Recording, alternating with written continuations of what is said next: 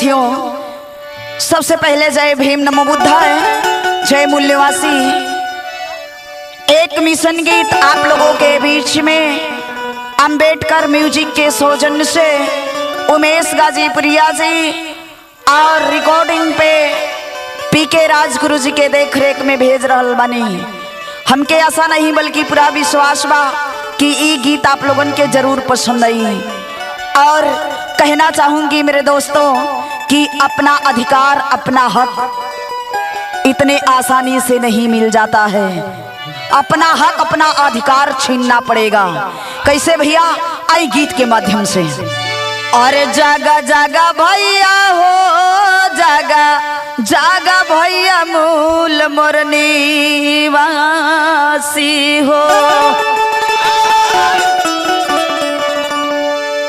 जागा जागा भैया हो, जागा जागा भैया मूल मोर निवासी हो।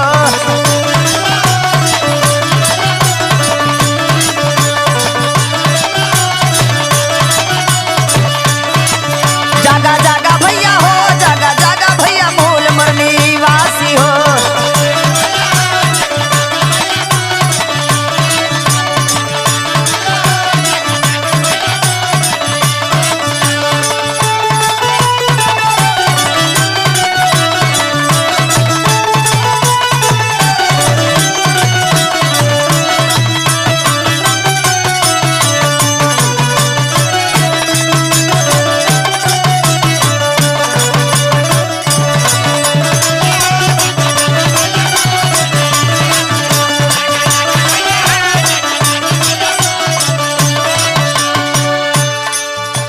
शासन जमावे यारे याके तोहरा घरे,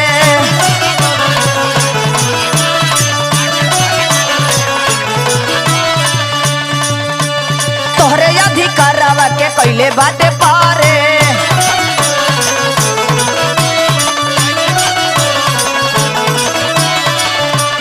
शासन जमावे याके यार तोहरा घरे, तोहरे अधिकारवा के कैले बाटे पारे।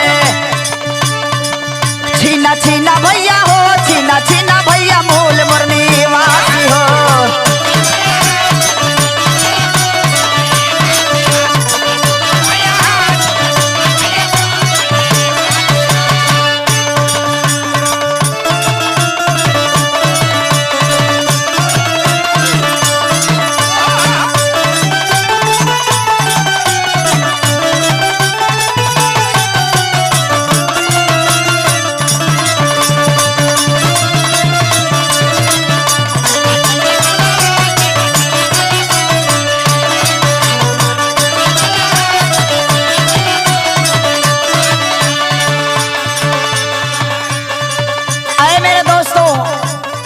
कहना चाहूंगी, हमारे लोगों ने जातवाद में बांट करके हम लोगों को लड़ा दिया गया।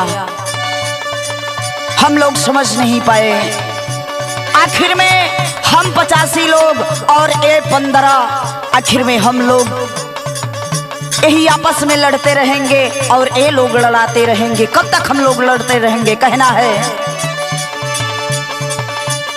अलग कर तो के कोम जाति बांट के,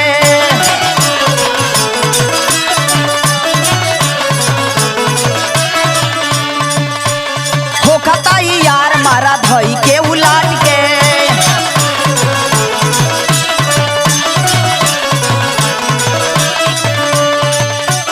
होखता यार मारा धई के उलाट के। सीमा गाजीपुरी हो, सीमा गाजीपुरी मूल मोर निवासी हो।